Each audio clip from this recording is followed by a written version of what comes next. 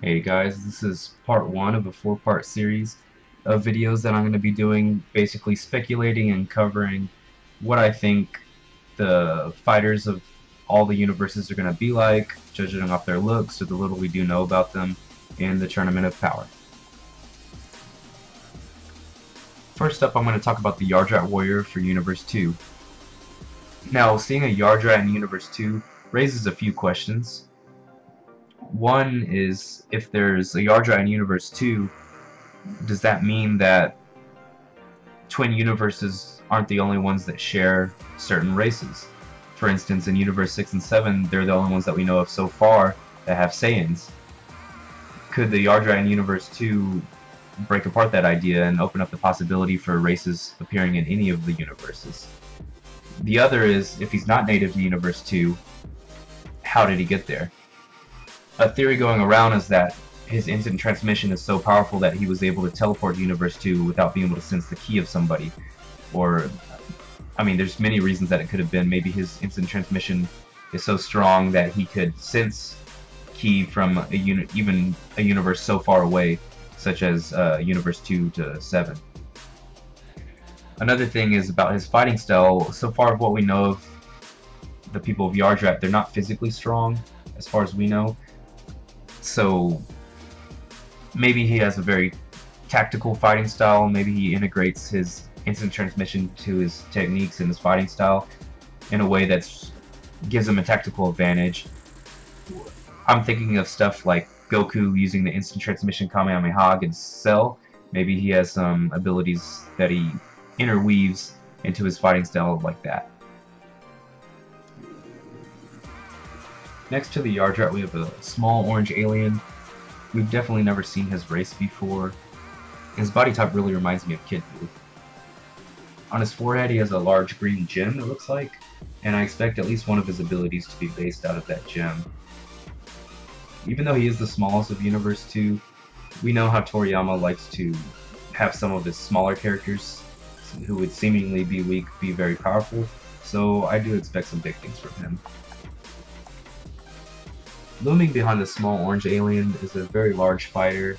He's completely covered in shadow, but from what we can tell, he does look like he's cat-based, possibly based off of a lion. You can see a very large mane and cat-like features for his face. As for his abilities, my best guess would be that he would attack with his claws, perhaps some type of claw attacks. Brute force is usually a given with very large characters like that, and possibly some kind of roar, which would be typical for a lion, maybe something similar to Buu's shout attacks. Below the lion is a character who resembles a member of Toppo's race. He is a lot smaller than him, however, but his mustache is the same color and same style. His skin color looks very similar, and he looks to have those yellow eyes that Toppo has. As for his outfit, he has the red, black, and white color scheme just the same as the Pride Troopers. However, he does have a cape and a helmet, which kind of reminds me of the Great Saiyaman. For his abilities, I would really expect him to have a lot of Justice theme related abilities. To the right, we see a group of 3 girls. According to Toei Animation's website, this group is called the Kamikaze Fireballs. They definitely seem to be based off of the magical girl anime trope.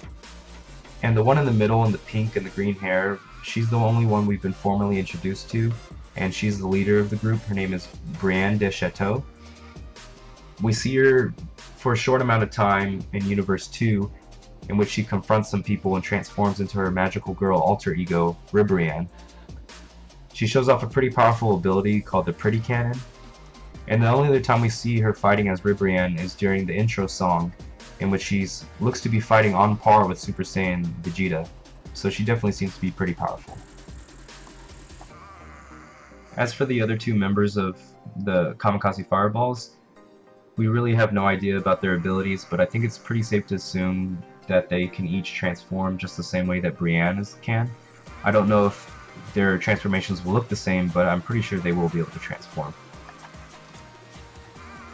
Next up, we have another large fighter. His character design, to me, seems to be a little bit based off of General Rildo from Dragon Ball GT. He's got the similar blue skin and golden armor, golden helmet. My best guess for his abilities would be that, aside from being very strong, he's going to be one of the more defensive characters of Universe 2.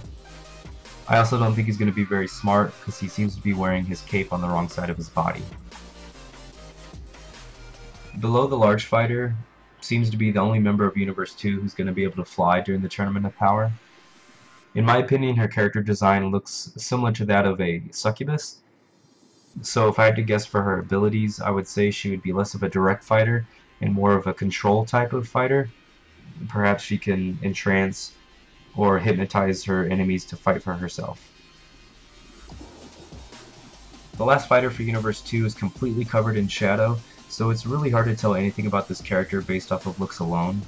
From the little we can see, in my opinion, I see a little bit of Rage Shinron in his character design. I don't think he'll have electricity powers, but he definitely does look like he could be slime or sludge based, which in my opinion for his abilities, he would probably be really hard to kill. Like maybe if you were to slice him or shoot him in two, he could reform, or he could even split into more than one fighter. My most anticipated fighter for Universe 2 is definitely the small orange fighter. His character design just looks really badass, and I just really can't wait to see what he has to bring to the tournament. Now I'm going to talk about Universe 3. This universe seems to have one overlying theme, which is science, technology, and robotics. The first fighter for Universe 3 really reminds me of the mad scientist type. If I were to guess, I would say that he's probably the one that does the modifications or enhancements on all of these fighters. And judging by his stance, he seems like he's the leader of this group. In my opinion, the rest of the fighters for Universe 3 can be broken down into 3 different groups. And I'm going to start with the first group, which is the Modified Warriors.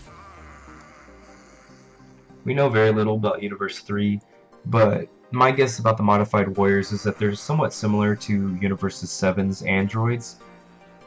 They are various aliens who have been enhanced and modified to surpass their normal limits and capabilities. The bottom two on the left we don't know anything about, but we do know that Nagrishi, the one on the bottom right, is considered the greatest of the modified humans. And on Toei Animation's Japanese website, it does mention that he has stealth abilities. The second group consists of the 5 very large fighters standing behind the Modified Warriors, and I'm going to go ahead and predict that they're part of Magetta's Metalman race. If they do happen to be part of the Metalman race, there's a couple things we can say about their power, or their likely powers, and that's one is that they're probably very heavy and very tanky, and also they probably have the ability to drink molten lava to fuel their abilities, and be able to fire out that lava in concentrated blasts. In episode 92, when Nagrishi was talking to the Universe 3 God of Destruction and Supreme Kai, he mentions that the fighter Narirama has been modified to be able to survive better in this tournament. He has arms that can stretch out and grab onto the edge of the arena and stuff like that. So if that whole group does happen to be Metalmen, then that would probably mean that the other members of that group can also be modified or also have been modified to help them in certain situations as this. The third and final group consists of only one fighter, and that's the small blue fighter for Universe 3. His look kind of reminds me of the boy form of Baby from Dragon Ball GT. And if that resemblance has anything to do with his abilities, I would say that he's probably very malleable and could turn himself into a liquid form, and that he could also possibly have the ability to infect somebody else's body by jumping into them and controlling them. For Universe 3, my most anticipated fighter is definitely the small blue one. I really hope his abilities are similar to Baby's, because I think it would be a very clever way for them to bring a GT character into the canon. This tournament just seems like the perfect opportunity for them to bring all kinds of non-canon Dragon Ball material into the canon world, and I think this would be a perfect opportunity for them to do so. And that's it for Universes 2 and 3. Now don't take any of this too seriously because it is all just speculation, and most of it's based upon the character's looks and nothing else. If you like this video, give it a thumbs up or comment down below and let me know. And If that's all, I've really got to be going. I have another delivery to make. Bye.